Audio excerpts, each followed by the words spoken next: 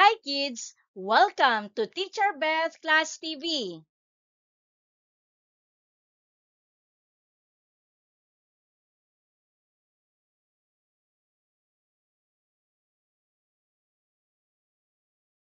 Welcome to the second part of our video lesson on science process skills. This time we're going to test what you have learned. Are you ready? You may also watch again the video lesson on science process skills before doing this activity. The link is on the description.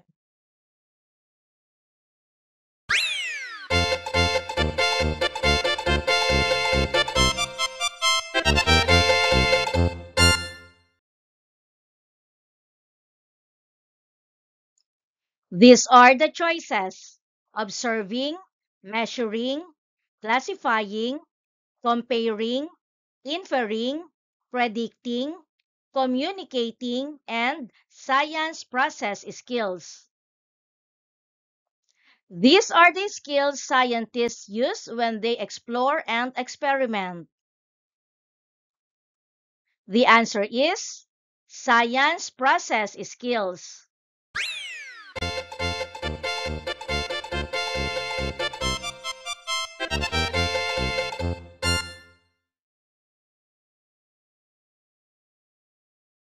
A science process skills that lets you collect information and data using your sense organs.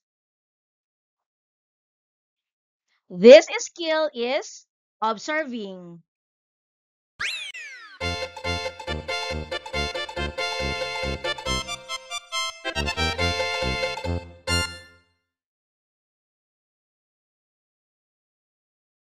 You draw a conclusion or generalization based on what is observed. The answer is inferring.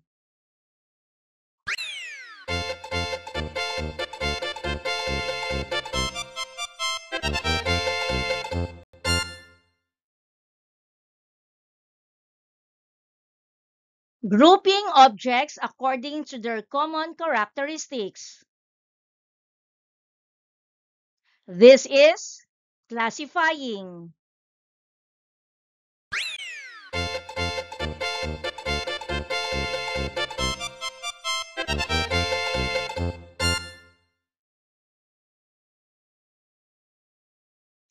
Determine in advance what might happen based on past observation.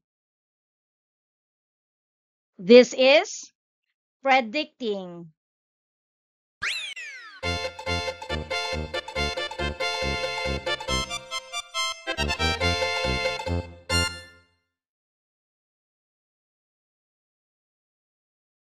Scientists share information, data, and findings with one another and with the public. This is communicating.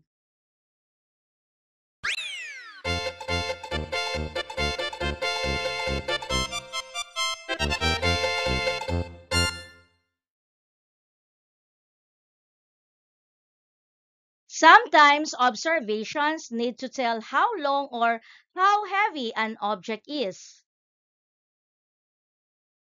The answer is measuring.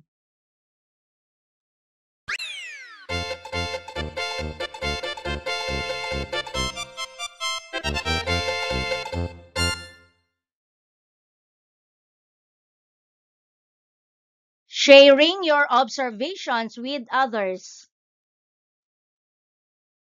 This is communicating.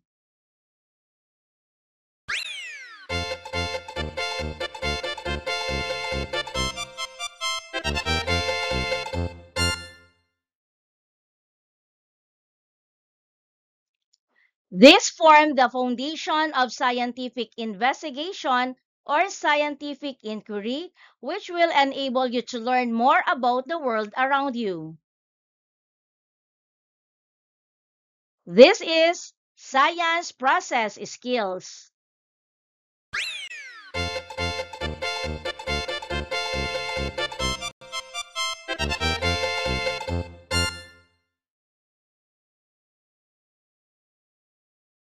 When you group objects based on their similarities, you are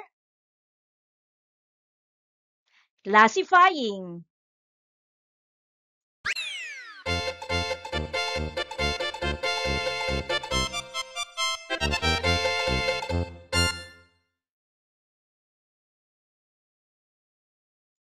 The skill of estimating what will happen in the future based on past experiences is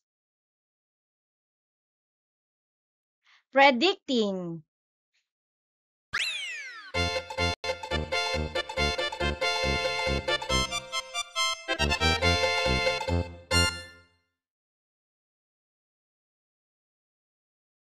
This is the first step in the scientific method. This is observing.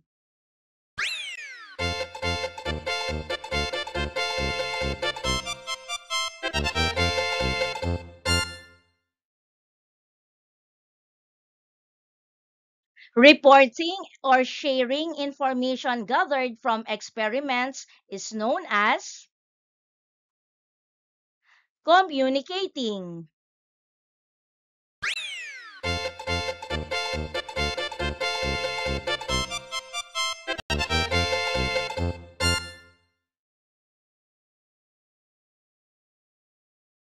If a student records the height of a plant every day, which skill is being used? It's measuring.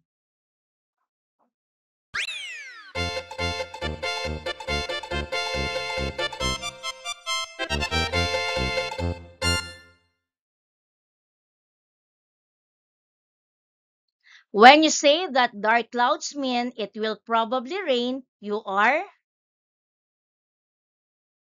predicting.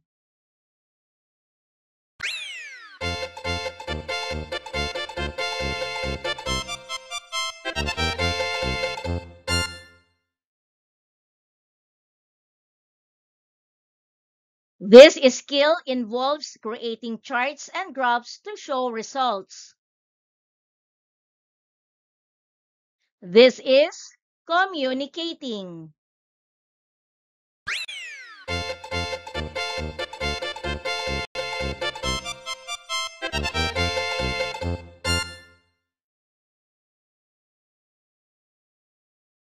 A student groups materials as solids, liquids, or gases. Which skill is used?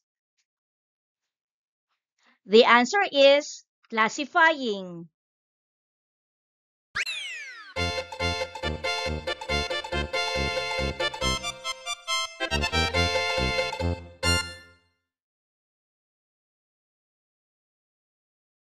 Which skill is used when a student guesses what might happen in a future experiment?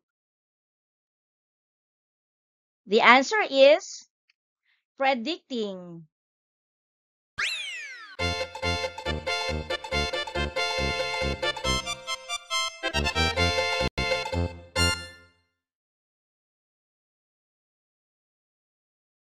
Jamie writes down what she sees during an experiment. She is observing.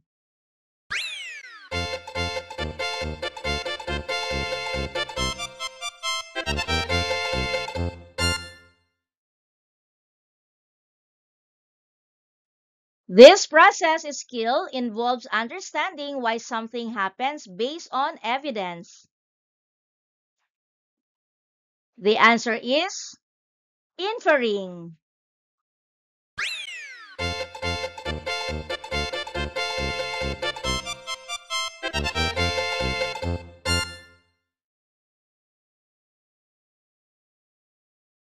Measuring the temperature of water with a thermometer is an example of measuring.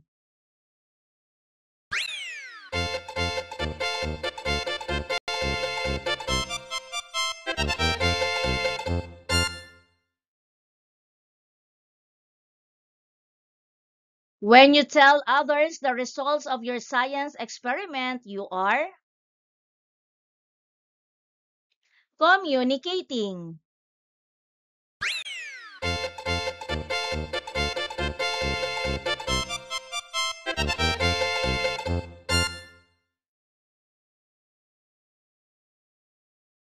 The toothpaste box is 18 centimeter long and 4 centimeter wide. This shows measuring.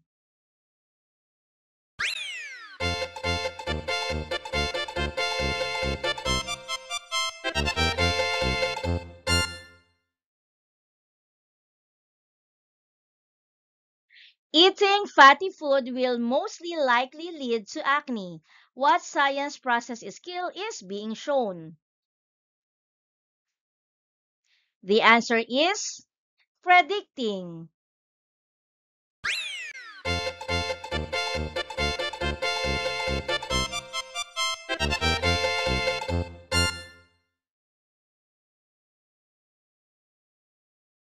The red apple has a fruit scent, a sweet taste, and a crunchy texture.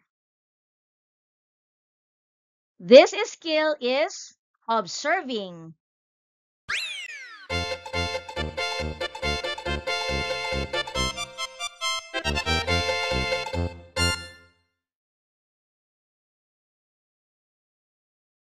Chicken and birds have feathers, while fish and snakes have scales.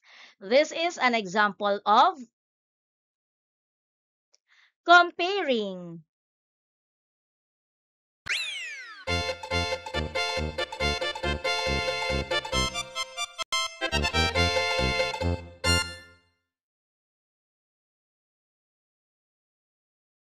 This involves grouping things together.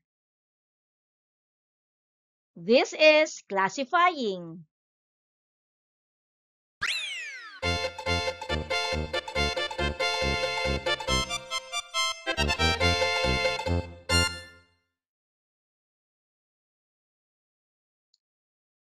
A science process skill that uses measuring instrument. This is measuring.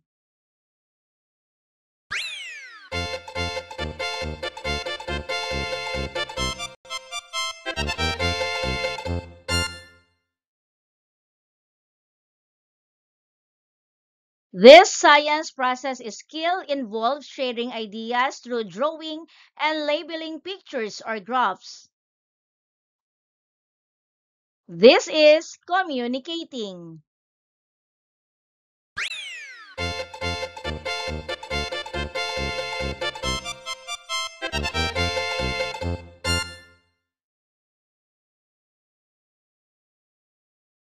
The ostrich and the eagle are both birds. Their bodies are covered with feathers, but they differ in size and ability to fly. This is an example of comparing.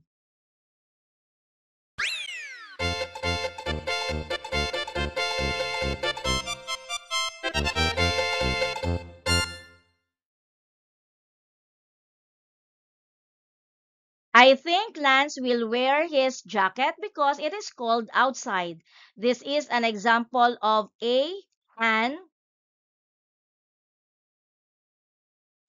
predicting.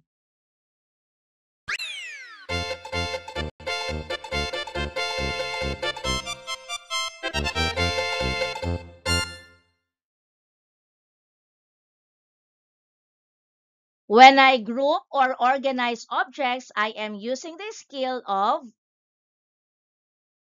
classifying.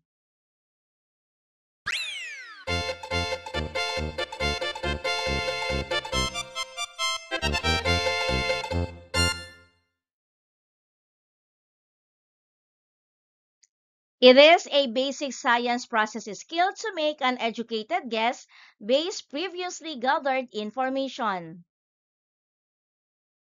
This is predicting.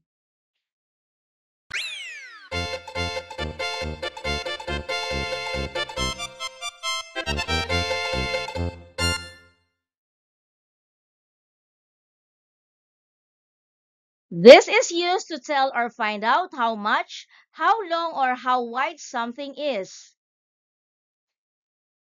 This is measuring.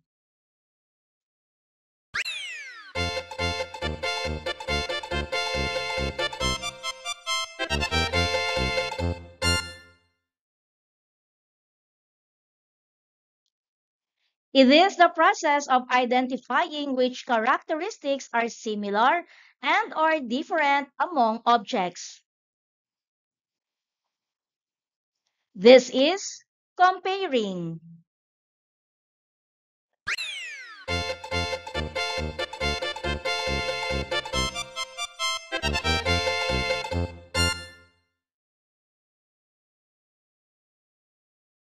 Name the pictures. Let's check your answers. Microscope, hand lens, telescope.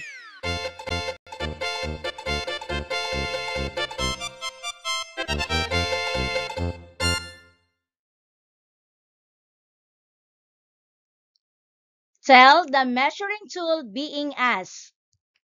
It is used to observe objects that are far away, such as the moon, stars, and planets. This is telescope. It magnifies the image of an object that makes an object appear bigger. This is hand lens. It is used to look at objects that cannot be seen by the naked eye. And this is microscope.